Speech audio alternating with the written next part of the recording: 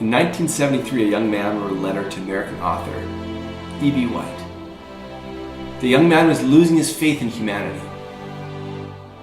And this is the reply he received from White. Hope is the thing that is left to us in a bad time.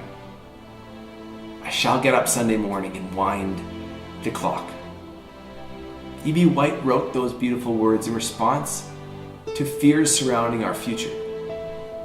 As long as there is hope, get up and wind the clock. At times it doesn't matter the view, does it? You may be looking in the mirror at your own life.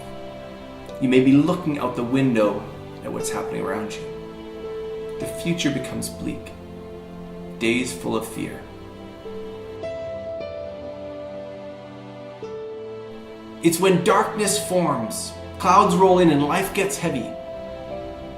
Sometimes we feel it together. Sometimes we feel it alone.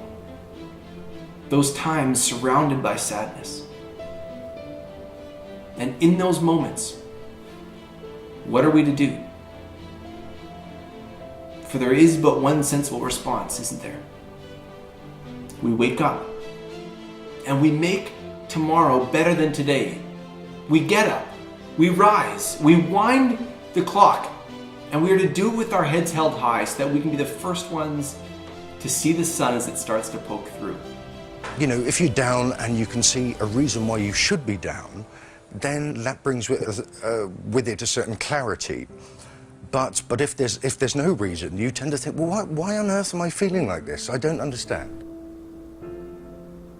If you're like me, you're feeling it lately.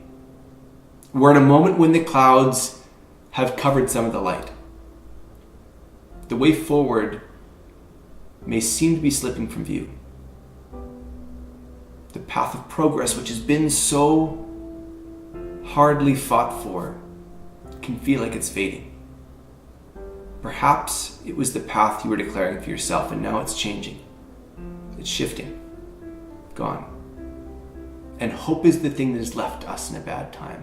But hope is not the final fragile string. Hope is the start. Hope has a strength. It means something new is coming.